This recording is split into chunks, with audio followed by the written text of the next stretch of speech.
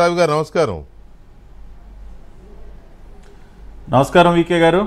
Election అయిపోయినాక బాగా విహారయాత్రలే బాగా చేసి వచ్చినట్టున్నారు.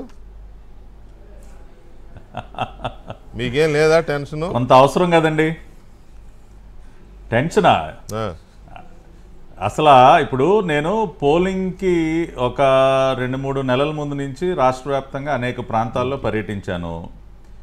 అనేక వర్గాలతో నేరుగా మాట్లాడటం జరిగింది.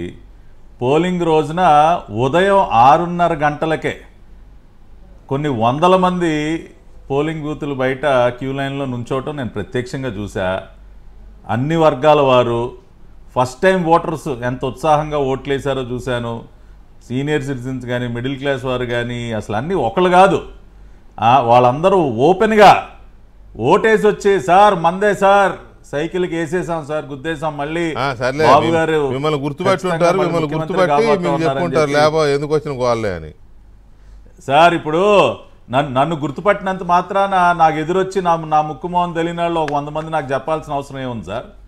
వాళ్ళు అంత ధైర్యంగా ఆ పక్కన అందరూ వైసీపీ వాళ్ళు కూడా తిరుగుతానే ఉన్నారు అటు ఇటు వచ్చి అసలు బహిరంగంగా నన్ను కౌలించుకుని, సార్ మన కష్టాలు సని వదిలిపోతాను సార్, రాష్ట్రానికి పట్టిన దరిద్రం వదిలిపోబోతా ఉంది, ఎప్పుడెప్పటి నుంచి వెయిట్ చేస్తున్నాం సార్, కసిగా వేసి వచ్చాం సార్. ఎంత కసిగా ఉన్నారంటే ఆ రోజున. కానీ మరి వాళ్ళు కూడా చెప్తున్నారు కదా, మాకు బ్రహ్మాండంగా పడ్డాయి ఓట్లు, చాలా మంది ఓటర్లు మాకే వేశారు.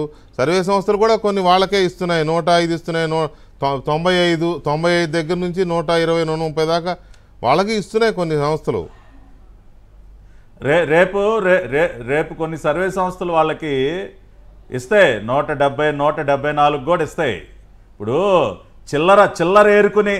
చిల్లర ఏరుకుని అంకెలు రాసే సర్వే సంస్థలు మనం ఎన్ని చూడలేదు సార్. ఇప్పుడు ఏమన్నా మనోడి దగ్గర చిల్లర ఏమన్నా తక్కువ ఉందా? ఈ చిల్లర కోసం కక్కుర్తి పడే వాళ్ళు చాలామంది ఉన్నారు, వాళ్ళు ఇస్తారు రేపు. దానికి మనం ఏమి డీలా పడిపోవాల్సిన అవసరం లేదు.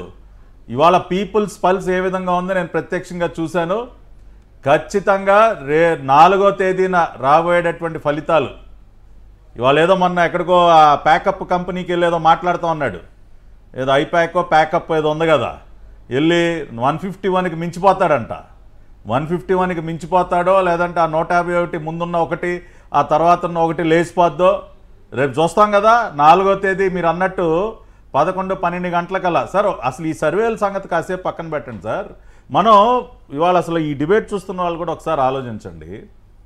కొన్ని వర్గాల గురించి మాట్లాడుకుందాం సార్. అసలు వాళ్ళు వైసీపీకి ఎందుకు ఓటేస్తారన్నది ఒకసారి మనం మాట్లాడుకుంటే, రాష్ట్రంలో యువత ఎవడన్నా ఓటేస్తాడండి వైసీపీకి?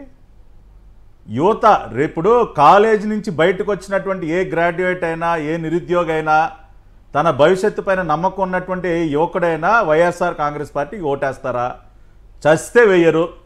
రెండోది, ఇవాళ రాష్ట్రంలో ఉన్నటువంటి లక్షలాది మంది కార్మికులు, అది భవన నిర్మాణ రంగ కార్మికులు కానివ్వండి, వివిధ రకాలైనటువంటి పనులు చేసుకునేటటువంటి కార్మికులు కానీ, రవాణా రంగ కార్మికులు కానీ, ఎవడైనా కార్మిక వర్గం నుంచి ఇదిగో మాకు ఈ మంచి చేశాడు, మా జగనన్న మేము ఓటేస్తామని చెప్పుకోవటానికి ఒక్కటి ఉందా? కొన్ని లక్షల మందిని రోడ్డున పడేశారు కదా సార్ వచ్చిన 2 నెలల్లోనే. మొత్తం కార్మిక వర్గం అవుటు. ఇవాళ రాష్ట్రంలో ఉన్నటువంటి వ్యాపార వర్గం, ఎవరైనా ఒక్క వ్యాపారస్తుడైన వాళ్ళ